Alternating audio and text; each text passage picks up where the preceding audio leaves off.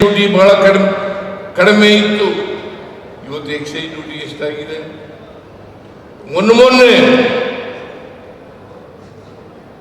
Crude oil ಬೆಲೆ ಕಡಿಮೆ ಆದರೂ ಕೂಡ ಅಂತಾರಾಷ್ಟ್ರೀಯ ಮಾರುಕಟ್ಟೆಯಲ್ಲಿ ಒಂದು ಬ್ಯಾರೆಲ್ಗೆ ಕ್ರೂಡ್ ಆಯಿಲ್ ಬೆಲೆ ಕಡಿಮೆ ಆದರೂ ಕೂಡ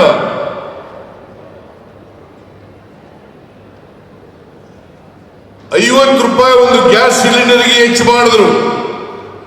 ಪೆಟ್ರೋಲ್ ಮೇಲೆ ₹2 ತೆರಿಗೆ ಜಾಸ್ತಿ ಮಾಡಿದ್ರು. ಡೀಸೆಲ್ ಮೇಲೆ ₹2 ತೆರಿಗೆ ಜಾಸ್ತಿ ಮಾಡಿದ್ರು. ಇವರು ಜನಾಕ್ರೋಶ ಪ್ರಾರಂಭ ಮಾಡಿದ ಮೇಲೆ ಇದನ್ನೆಲ್ಲ ಮಾಡಿರ್ತಕ್ಕಂಥದ್ದು ಬಹುಶಃ ಇದು ಅವರ ಅರಿವಿಗೆ ಬರಬಹುದು ಅಂತ ಹೇಳಿ ನಾನು ಭಾವಿಸ್ಕೊಂಡಿದ್ದೇನೆ. ಇವತ್ತೇನಾದರೂ ಎಲ್ಲ ಅಗತ್ಯ ವಸ್ತುಗಳ ಬೆಲೆಗಳು ಏರಿದ್ರೆ ಅದಕ್ಕೆ ನೇರವಾಗಿ ಹೊಣೆಗಾರರು ಕೇಂದ್ರ ಸರ್ಕಾರ, ನರೇಂದ್ರ ಮೋದಿ ಅವರು ಅಂತಕ್ಕಂಥದ್ದನ್ನ ಇವತ್ತು ಅರ್ಥ ಮಾಡ್ಕೋಬೇಕಾಗ್ತದೆ. ನಾವು ಅಧಿಕಾರಕ್ಕೆ ಬಂದ ಮೇಲೆ ಅಭಿವೃದ್ಧಿ ಕೆಲಸಗಳನ್ನು ಮಾಡಿದ್ದೇವೆ, ಜೊತೆಗೆ 5 ಗ್ಯಾರಂಟಿ ಯೋಜನೆಗಳನ್ನು ಕೂಡ ಜಾರಿಗೆ ಕೊಟ್ಟಿದ್ದೇವೆ. ಈ ವರ್ಷ 25-26 ಬಜೆಟ್ ₹4,09,00,000 ಬಜೆಟ್ ಅನ್ನು ಮಂಡಿಸಿದ್ದೇವೆ. ನಾವು ₹4,09,00,000 ಬಜೆಟ್ ಅನ್ನು ಮಂಡಿಸಿದ್ದೇವೆ. ಕಳೆದ ವರ್ಷ ₹3,71,000 ಬಜೆಟ್ ಅನ್ನು ಮಂಡಿಸಿದ್ದು. ಒಂದು ಪಾಪರಾಗಿರ್ತಕ್ಕಂಥ ಸರ್ಕಾರದಲ್ಲಿ 38,000 ಕೋಟಿ ಹೆಚ್ಚು ಬಜೆಟ್ ಅನ್ನು ಮಂಡಿಸಲಿಕ್ಕೆ ಸಾಧ್ಯ ಇಲ್ಲ ಅಂತಕ್ಕಂಥದನ್ನ ಬಿಜೆಪಿಯವರು ಅರ್ಥ ಮಾಡ್ಕೋಬೇಕು ಅಂತಕ್ಕಂಥ ಮಾತುಗಳನ್ನು ಹೇಳಲಿಕ್ಕೆ ಬಯಸ್ತಾ ಇದ್ದೇನೆ.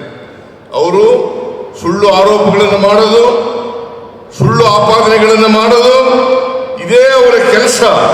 ಅವರು ಅಧಿಕಾರದಲ್ಲಿದ್ದರು.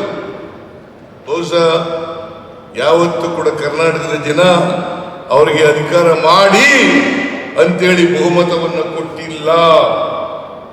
2008ರಲ್ಲಿರ್ಬೋದು, 2018ರಲ್ಲಿರ್ಬೋದು, ಯಾವತ್ತೂ ಕೂಡ ಹಿಂಬಾಗಲಿಂದ ಅಧಿಕಾರಕ್ಕೆ ಬಂದಿದ್ದಾರೆ ಹೊರತು ಜನರ ಆಶೀರ್ವಾದವನ್ನು ಪಡ್ಕೊಂಡು ಅಧಿಕಾರಕ್ಕೆ ಬಂದಿಲ್ಲ.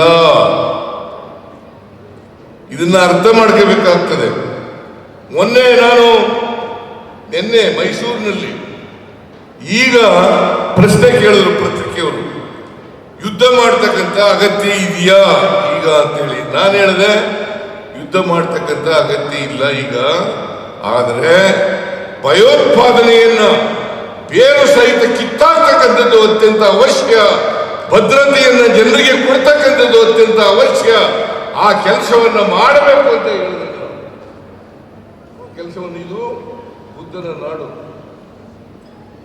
ಭಾರತ ಬುದ್ಧನ ನಾಡು. ನಾವು ಶಾಂತಿ ಪ್ರಿಯರು, ಯಾರ ಮೇಲೂ ಕೂಡ ಅನಗತ್ಯವಾಗಿ ಯುದ್ಧವನ್ನು ಮಾಡಲ್ಲ. ಅನಿವಾರ್ಯವಾದರೆ ಪಾಕಿಸ್ತಾನದ ಮೇಲೂ ಕೂಡ ಯುದ್ಧ ಮಾಡಬೇಕಾಗ್ತದೆ.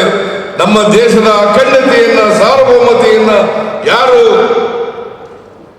ಅದನ್ನ ಕಡಿಮೆ ಮಾಡಲಿಕ್ಕೆ ಪ್ರಯತ್ನ ಮಾಡ್ತಾರೆ ಅದನ್ನ ಸಹಿಸಲಿಲ್ಲ, ಭಾರತ ಸಹಿಸಲ್ಲ ಅಂತ ಹೇಳಿದಂತ ಮಾತುಗಳನ್ನು ತಿರುಚಿ ಸಿದ್ದರಾಮಯ್ಯನವರು ಪಾಕಿಸ್ತಾನ ಮೇಲೆ ಯುದ್ಧ ಮಾಡೋದು there is no need of war ಅಂತ ಹೇಳಿದ್ದಾರೆ.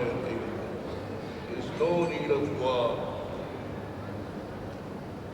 ನಾವು ಯಾವತ್ತೂ ಕೂಡ ದೇಶಕ್ಕೆ ಧಕ್ಕೆ ಆದರೆ, ದೇಶದ ಸಾರ್ವಭೌಮತೆಗೆ ಧಕ್ಕೆ ಆದರೆ, ದೇಶದ ಅಖಂಡತೆಗೆ ಧಕ್ಕೆ ಆದರೆ, ನಮ್ಮ ನೆಲ ಜಲಕ್ಕೆ ಧಕ್ಕೆ ಆದರೆ ಯಾವತ್ತೂ ನಾವು ಸುಮ್ಮನಿರಲ್ಲ. ಯಾರೇ ಆದರೂ ಕೂಡ ಅವ್ರ ಮೇಲೆ ಯುದ್ಧವನ್ನ ಮಾಡೇ ತೀರ್ತೀವಿ, ಅವರನ್ನ ಬೊಕ್ಕು ಬಡಿತಕ್ಕಂಥ ಕೆಲಸವನ್ನು ಮಾಡ್ತೇವೆ ಅಂತಕ್ಕಂಥ ಮಾತುಗಳನ್ನ ಕೂಡ ನಾನು ಈ ಸಂದರ್ಭದಲ್ಲಿ ಹೇಳಲಿಕ್ಕೆ ಬಯಸ್ತಾ ಇದ್ದೇನೆ.